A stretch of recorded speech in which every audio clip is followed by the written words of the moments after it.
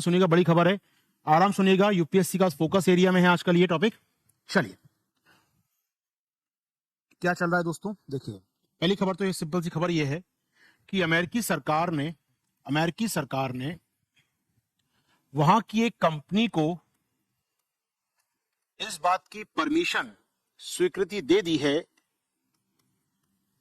कि वो भारत की कंपनी को एसएमआर तकनीक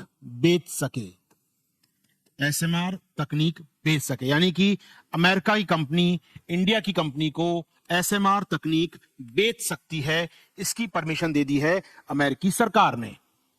क्या है एसएमआर तकनीक, क्यों जरूरी है एसएमआर तकनीक, और क्या अवरोध था पूरे मामले के बीच? आराम सुनिएगा, कहानी के रूप में सुनिएगा, भारत का पूरा न्यूक्लियर प्रोग्राम सुनाने वाला हूं मैं आपको अगले 10-15 मिनट के अंदर। आराम से ध्यान रख के सुनिएगा टॉपिक को, ठीक है? ओके, मामला क्या है दोस्तों? मामला ये है, हुआ क्या दोस्तों, आजादी के बाद से ही भारत में नाभिकीय ऊर्जा की चर्चा होने लगी थी। हमने कहा कि हमें यदि एनर्जी में स्वतंत्र बनना है, आत्मनिर्भर बनना है, तो हमें न्यूक्लियर पावर की आवश्यकता पड़ने वाली है, ठीक है? और इसी को देखते हुए अगले साल, आजादी के अगले साल ही डॉक्टर होमी जहांगीर भाभा, नाम बड़ा नाम है, आपने सुना होगा इनका नाम, बहुत ग्रेट साइंटिस्ट इंडिया के, the pioneer scientist of Indian nuclear programme, doctor Homi Jehangir Bhabha sahab ने परमाणु ऊर्जा आयोग की अध्यक्षता संभाली। इन्होंने एक प्लान तैयार किया, भारत का 3 चरणों वाला कार्यक्रम, 3 फेज न्यूक्लियर प्रोग्राम लॉन्च किया इन्होंने, 3 चरणों वाला, ठीक है? उस पर मैं नहीं जा रहा हूं डिटेल में अभी, लेकिन हाँ, एक 3 चरणों वाला प्रोग्राम लॉन्च किया गया, जिसका उद्देश्य था भारत को आत्मनिर्भर बनाना ऊर्जा के क्षेत्र में। तो भाभा साहब ने 3 फेज या 3 चरणों वाला 3 स्टेज न्यूक्लियर प्रोग्राम लॉन्च किया, जिसका उद्देश्य था भारत को ऊर्जा के मामले में आत्मनिर्भर बनाना, ठीक है? उसमें एक पहला चरण था दोस्तों कि हमें रिएक्टर चाहिए, यूरेनियम रिएक्टर चाहिए हमको, हमें यहां पर यूरेनियम वाले रिएक्टर चाहिए होंगे, बाहर से लेकर आए, देश में बनाए वो में चाहिए। दूसरा उन्होंने कहा कि हमें यहां पर फास्ट ब्रीडर रिएक्टर यानी द्रुत गति रिएक्टर चाहिए दोस्तों, हमको फास्ट ब्रीडर रिएक्टर चाहिए हमको यहां पर। और तीसरे फेज में कहा कि थोरियम आधारित बनाएंगे रिएक्टर, हम लोग थोरियम बेस्ड रिएक्टर बनाएंगे। 3 चरण थे अलग अलग। इसमें इंडिया सफल हो चुका है, पूरे ढंग से आत्मनिर्भर हो चुका है, ये फेज हम बना चुके हैं, हालांकि ट्रायल तैयार हो गया है, कमर्शियल बहुत जल्दी कर देंगे इसको हम लोग। और थर्ड फेज पे हमारी रिसर्च अभी हो रही है, यानी भारत तीनों चरणों में कुछ ना कुछ काम कर चुका है। लेकिन भारत में नाभिकीय ऊर्जा की मांग बढ़ रही है, ये टॉपिक से बाहर आएंगे थोड़ा सा हम लोग। भारत में नाभिकीय ऊर्जा की मांग क्यों बढ़ रही है, इसके लिए चलेंगे आप लोग क्लाइमेट चेंज टॉपिक पर, जहां हमने देखा है कि भारत को अपना नेट जीरो हासिल करना है बेटा, कब तक? 2070 तक, यानी कि हमें CO2 का उत्सर्जन कम करना है, यानी कोयले को जलाना बंद करना है, पेट्रोल डीजल को जलाना बंद करना है। यानी विकल्प क्या होगा इसका हमारे पास? इसका विकल्प है नाभिकीय ऊर्जा, सौर ऊर्जा आदि ऊर्जा को बढ़ावा देना। तो विकल्प है नाभिकीय ऊर्जा को बढ़ावा देना, ठीक है? तो नाभिकीय ऊर्जा को बढ़ावा देना है अगर, तो भारत को कार्यक्रम आगे बढ़ाना होगा, नाभिकीय ऊर्जा पे ध्यान देना होगा। हमारे पास PSWR रिएक्टर है, अच्छी बात है, बना सकते हैं आराम से हम लोग। FBR पर हम लोग एक तैयार कर चुके हैं, अच्छा काम चल रहा है इस पर भी, इस पर डबल राइट लगाता हूं, इस पर सिंगल राइट लगाता हूं। और थोरियम बेस्ड रिएक्टर जो है दोस्तों, थोरियम आधारित रिएक्टर जो है, ये भी रिसर्च के फेस में, R&D के फेस में है, तो इस पर भी काम चालू हुआ ही है हमारे यहाँ पर, ठीक है? लेकिन इससे बात नहीं बनने वाली है। तो भारत सरकार ने इस साल बजट में 1 फरवरी 2025 को निर्मला जी ने जो बजट पेश किया, 2025-26 का जब बजट पेश किया संसद में, उन्होंने अपने बजट की स्पीच में 2 पैराग्राफ कहे नाभिकीय ऊर्जा के बारे में। दोनों पैराग्राफ पढ़ेंगे पहले मेरे संग आप लोग, फिर आऊंगा टॉपिक पे लौट के। क्या कहा निर्मला जी ने अपनी बजट स्पीच में 2025-26 की? निर्मला जी ने अपनी स्पीच में कहा, यहां पर आइए पढ़ते हैं आपके साथ, क्या कहा, हिंदी इंग्लिश में लिखा हुआ है दोस्तों स्क्रीन पर आपके लिए। 2 पैराग्राफ थे, पैराग्राफ नंबर 61 और पैराग्राफ नंबर 62, 2 पैराग्राफ थे उनकी स्पीच में।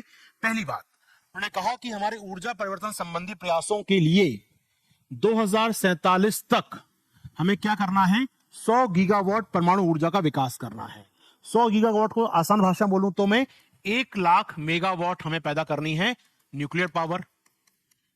अभी कितनी पैदा करते हैं सर? 8000 मेगावाट के आसपास, 8780 मेगावाट। 25 में पैदा कर रहे हैं, 8000 पहुंचना 1 लाख तक, बड़ा टारगेट है। 25 में सोचिए, आजादी के बाद से चालू किया था बनाना, सन 1948 से काम कर रहे हैं एनर्जी पे हम लोग, तब 2025 में 8000 मेगावाट पे आए हम लोग। अब 2025 से अगले 22 सालों में इस 8000 को 1 लाख तक पहुंचाना है। बड़ा काम करना है, बड़ा लक्ष्य हमारे सामने। चलिए, अब इसके लिए क्या करना होगा, हमें प्राइवेट कंपनियों के साथ सक्रिय भागीदारी करनी होगी।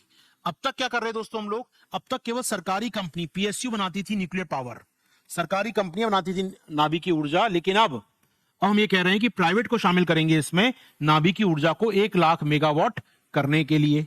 तो पहला पॉइंट क्लियर हो गया। यहां पर 2 पॉइंट कहे उन्होंने स्पीच में अपनी।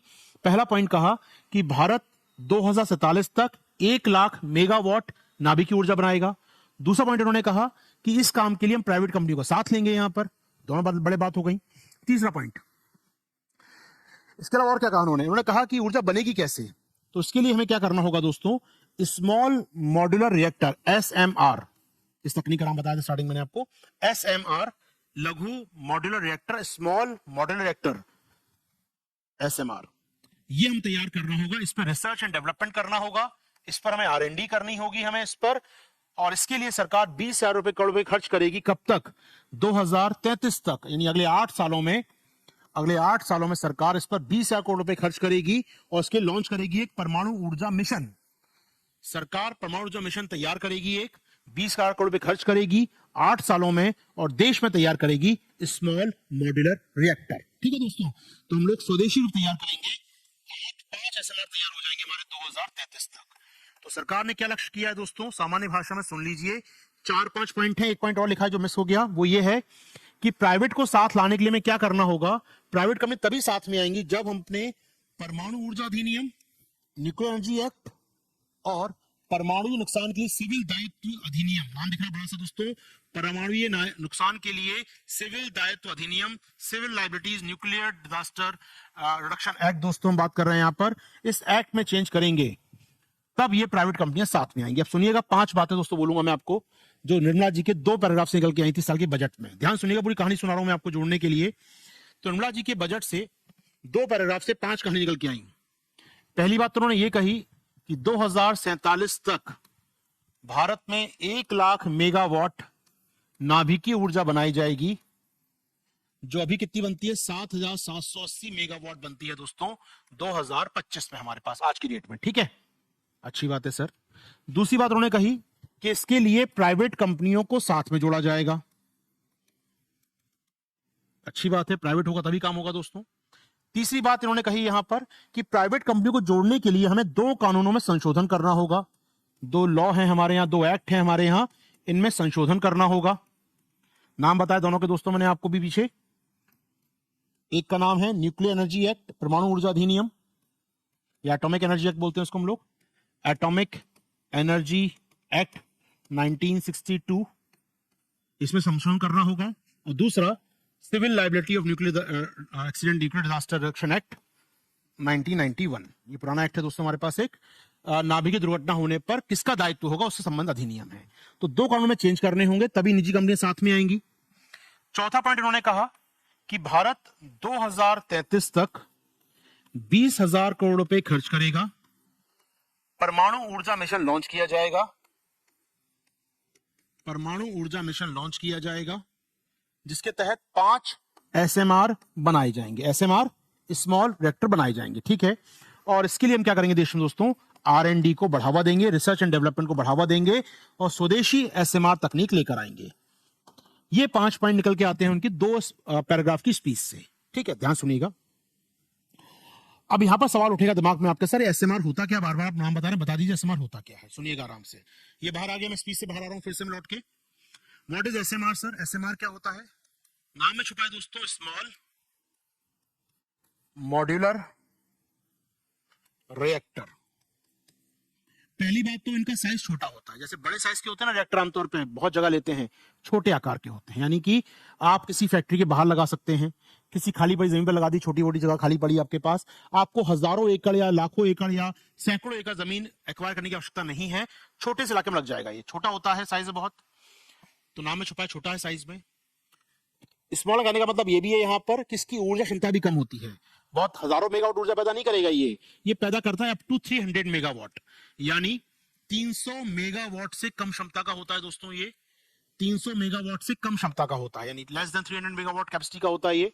दूसरी बात, खास बात इसके साथ है, मॉड्यूलर है। मॉड्यूलर का मतलब क्या होता है कि यार मैं समझाऊं आपको, अगर इसको बना सकते हैं फैक्ट्री के अंदर। जैसे होता क्या है ना, मान लो मेरे को घर बनाना है तो एक एक ईंट जोड़ूंगा, दीवार बनाऊंगा, छत डालूंगा, सारा काम ये करूंगा ना घर बनाने पर। लेकिन एक तरीका ये है कि मैं दीवार बनाऊं फैक्ट्री में, छत बनाऊं फैक्ट्री में, फर्नीचर बनाऊं फैक्ट्री में, और यहाँ लाके सबको जोड़ दूं, असेंबल कर दूं। जैसे कंप्यूटर असेंबल होता है, हार्ड डिस्क बन के आती है, स्क्रीन बन के आती है, मदरबोर्ड बन के आता है, आप सबको असेंबल कर देते हैं। तो ये मॉड्यूल्स बन के आ रहे हैं, हमको असेंबल कर रहे हैं। ऐसे ही इस रिएक्टर को बनाने के लिए आप अलग पार्ट्स को बनाएंगे फैक्ट्रीज के अंदर, फैक्ट्री उठाएंगे लाके यहाँ जोड़ देंगे, असेंबलिंग करेंगे, यहाँ कंस्ट्रक्शन नहीं करेंगे, असेंबलिंग करेंगे। तो ये मॉड्यूलर मतलब होता है कि इसका निर्माण अब फैक्ट्री में संभव हो सकेगा। ये रिएक्टर फैक्ट्री में बनेंगे, बेसिकली कंपाउंड बनेंगे फैक्ट्री में, यहाँ लाके इनको जोड़ दिया जाएगा। ये होगा मॉड्यूलर। और रिएक्टर जानते हैं नाभिकीय ऊर्जा होगी, यानी ऐसे रिएक्टर होंगे जिनका उत्पादन फैक्ट्री में होगा बड़े स्केल पर, फटाफट बनाते जाओ बनाते जाओ बनाते जाओ और यहाँ के लाके जोड़ते जाओ। छोटे छोटे रिएक्टर बनेंगे 300-300 मेगावाट के, देश में हजारों जगह। ये सरकार की सोच है एसएमआर पर, लेकिन ये तकनीक हमारे पास नहीं है, ये टेक्नोलॉजी नहीं है। अमेरिका इसका मास्टर है, इस तकनीक का। अमेरिका के पास एसएमआर तकनीक बहुत बड़े स्तर पर है, उसकी बहुत सारी कंपनियां सेक्टर में काम करती हैं एसएमआर सेक्टर में, हमारे पास नहीं है। निर्मला जी का कहना है कि 20,000 करोड़ रुपए खर्च करेंगे, 8 साल का समय लेंगे और 5 रिएक्टर तैयार करेंगे स्वदेशी तकनीक पर। अब स्वदेशी की समस्या यह है कि बनते बनते समय लग जाएगा। तो हमने अमेरिका से कहा, अमेरिका आपके पास टेक्नोलॉजी है, आपकी कंपनियां तैयार हैं, उन कंपनियों से कहो कि हमें बेच दें, वो हमको सिखा दें, हमको दिखा दें तकनीक कैसे काम करती है, तो कुछ मदद करें हमारी वो। अमेरिका ठीक है, इंडिया तुम दोस्त हो हमारे, चलेगा काम ये। तो अमेरिका ने अपनी एसएमआर कंपनी जो बनाती है वहां पर बताया, स्टार्टिंग में दोस्तों न्यूज स्टार्ट की थी आपके साथ, कहां गई न्यूज की हेडिंग हमारी। अमेरिका ने अपनी कंपनी, इनके पास एसएमआर तकनीक है, उनको ये परमिशन दे दी है कि वो भारत की कंपनियों के साथ टाई अप करें, जोड़ गठबंधन बनाएं और भारत को एसएमआर तकनीक को बेच सकें। यही बात थी स्टार्टिंग में। तो अमेरिका ने परमिशन दे दी इस हफ्ते कि वहां की कंपनियां इंडिया को एसएमआर बेच सकेंगी। फायदा समझ आ गया? फायदा क्या होगा इसका दोस्तों? हम भी बना सकेंगे छोटे छोटे रिएक्टर्स, इंडिया में बन सकेगी तकनीक, जिसके लिए निर्मला जी ने स्पीच में दिया था। लेकिन इतना आसान नहीं है सब चीजें ना। लेकिन इसमें एक बाधा है दोस्तों, इसके दशा खराब चल रही है, बाधा है इसके अंदर। एक बाधा का नाम क्या है? बाधा का नाम यह है कि भारत के 2 कानून हैं दोस्तों, ठीक है? भारत के 2 कानून हैं हमारे यहाँ पर जो मुश्किलें करने वाले हैं। उसमें से एक कानून बहुत इंपॉर्टेंट है आपके जानने के लिए। उस कानून का नाम मैं चाहूंगा शेयर करना आपके साथ यहाँ पर दोस्तों। नाम आपको देखना बड़ा सा लिखा हुआ है, civil liability for nuclear damage act, CLNDA। CLNDA कानून का नाम देख रहे हैं दोस्तों स्क्रीन पर आप लोग। हिंदी में कहें इस कानून को दोस्तों हम लोग, अगर हिंदी में कहूं मैं आपके लिए, तो हिंदी में लिखा था, बजट में बोला था निर्मला जी ने, इसका नाम है परमाणुवीय नुकसान के लिए सिविल दायित्व अधिनियम। CLNDA act, civil liability nuclear damage act, परमाणुवीय नुकसान के लिए सिविल दायित्व अधिनियम 1991 दोस्तों आपका यहाँ पर। ये कानून थोड़ा मुश्किल करता है। ये बात करें इस कानून के बारे में आपके साथ, कानून क्या मुश्किल करता है? ये 2010 का एक्ट है, माफ कीजिएगा, 2010 का एक्ट है हमारे पास। ये 1991 का एक सिविल लायबिलिटी एक्ट है हमारा, बाकी दुर्घटनाओं के लिए, बाकी फैक्ट्री दुर्घटनाओं के लिए सिविल लायबिलिटी एक्ट चलता है हमारा 1991 का। नाभिकीय दुर्घटनाओं के लिए 2010 का अलग से एक्ट है दोस्तों, ठीक है? अब आइए सुन लीजिए बात, चर्चा चालू करें। ये कानून है क्या? Civil liability for nuclear damage act 2010 क्या कहता है? बड़ा इंटरेस्टिंग कानून है दोस्तों ये। ये कहता है दोस्तों कि अगर मान लो एक दूसरे देश ने या एक निजी कंपनी ने, हमारी मान लो निजी कंपनी LNT है, मान लो निजी कंपनी LNT है, या विदेशी कंपनी X मान लो कोई है, उसने हमको रिएक्टर बेचा, निजी रिएक्टर बनाकर भारत में रिएक्टर लगाया उसने। याद रखिए रिएक्टर लेंगे उससे, लेकिन ऑपरेट हम ही करेंगे, चलाएंगे हम ही। भारत में नियम क्लियर है, परमाणु ऊर्जा रिएक्टर चलाने का काम सरकारी कंपनियां कर सकती हैं, कोई और कर ही नहीं सकता इंडिया में। बनाने को रशिया बना देगा, फ्रांस बना देगा, कोई बना सकता है आकर। चलाने का काम जो रिएक्टर ऑन करने का, ऑफ करने का हमारे हाथों में होगा, हम किसी हाथों में नहीं देंगे यहाँ पर, ठीक है? तो मान लो ये कंपनी हमको रिएक्टर बेचती है आकर, इसने बेचा रिएक्टर, या इसने बनाकर हमको दे दिया, LNT ने इंडिया को दे दिया बनाकर, वॉटएवर। ऑपरेट हम करेंगे रिएक्टर को, यहाँ पर ऑपरेट हम करेंगे। और मान लो कल कोई दुर्घटना हो जाती है, कोई एक्सीडेंट हो जाता है यहाँ पर मान लो अगर, तो क्या होगा?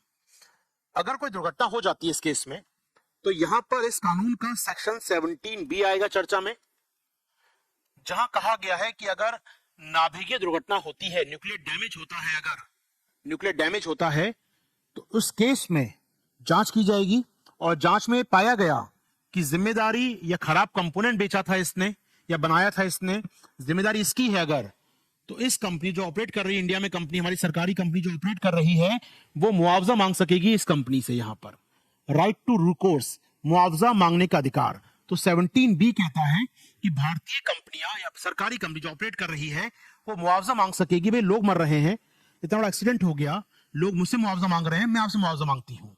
यानी मैं विक्टिम हो गया, मान लीजिए न्यूक्लियर प्लांट लगाए, मान लो प्लांट लगाए यहाँ पर, ठीक है, मैं यहाँ रहता हूँ, ठीक है, इसमें दुर्घटना हुई, मुझ पर असर पड़ा, इसको चला कौन रहा था, रिएक्टर को चला कौन रहा था, सरकारी कंपनी चला रही थी रिएक्टर को। मैं सरकारी कंपनी के पास जाऊंगा, मुआवजा दो मुझको, तुम 4 लाख 5 लाख जो भी बनता है मुआवजा दो मुझको। अब यहाँ पर हजारों लोग पीड़ित हुए, रिएक्टर फटेगा तो हजारों लोग प्रभावित होंगे, तो मुआवजा से मांगा जाएगा। जांच करेगी एनपी सरकार, जांच करेगी, और सरकार जांच में ये पाती है कि इस रिएक्टर को अमेरिकी कंपनी ने बेचा था और उसने खराब पार्ट्स बेच दिए थे, उसके डिजाइन में फॉल्ट था, उसकी दुर्घटना होने के चांस ज्यादा थे, तो एनपीसीआईएल मुआवजा इस कंपनी से मांग सकेगी। राइट टू रिकोर्स, मुआवजा मांगने का अधिकार। अगर ये पाया गया नहीं गलती एनपीसीएल की है, इससे ऑपरेट होने में गलती हो गई, इससे कर्मचारी से ऑन ऑफ रह गया गलती से, तो फिर मुआवजा नहीं मांग सकते। या फिर पाया गया खराब कंपोनेंट थे, खराब माल था, खराब गुणवत्ता थी, जिम्मेदारी आपकी बनती है। अब इससे होता क्या है ना, विदेशी कंपनी नाराज रहती है, इस कानून से विदेशी कंपनी नाराज रहती थी। क्यों? अब सोचिए एक्स कंपनी बेच रही है, बनाकर रिएक्टर ला के दे रही है आपको, यहाँ पर लगा दिया रिएक्टर, ऑपरेट आप कर रहे हैं, कल एक्सीडेंट हो गया गलती से यहाँ पर कोई, तो आप तो इस कंपनी की जान खा जाएंगे यार, लाओ पार्ट्स दो हमको, लाओ मुआवजा दो। कितना मुआवजा देगी यार? इंडिया में 2-4 लोग नहीं मरेंगे जब एक्सीडेंट होगा, तो इतना ज्यादा घनत्व में इतनी आबादी है, हजारों लोग इफेक्टेड होंगे। भोपाल गैस त्रासदी कब हुई थी? 84 में, 83-44 में, तब से लेकर आज तक आज भी लोग मुआवजा मांगते हैं। क्यों? दुर्घटना हुई है, तो ऐसे में तो बर्बाद हो जाएगी कंपनी बेचारी, एक रिएक्टर बेच गलती कर दी उसने, तो लगेगा उसको। तो वो ही चाहते हैं कि इसमें कानून में चेंज किया जाए। ये कंपनी कहती थी हमेशा, इंडिया अगर आपको रिएक्टर चाहिए मुझसे, तकनीक चाहिए मुझसे अगर, तो आपको अपने इस कानून में बदलाव करना जरूरी है। हमें लगा यार हमें ऊर्जा बनानी है, तो 47 तक 1 लाख मेगावाट बनानी है, हमको ऊर्जा चाहिए, हमें रिएक्टर चाहिए, हमें विदेशी तकनीक चाहिए, उसके लिए हमें क्या करना होगा? हमें इस कानून में चेंज करना होगा। तो फाइनली गवर्नमेंट ऑफ इंडिया इस लॉ में चेंज करने को, संशोधन करने को तैयार हो गई है, जिसके बाद अमेरिका ने परमिशन दे दी अपनी कंपनियों को, जाओ बेटा बेचो इंडिया को रिएक्टर तुम यहां पर।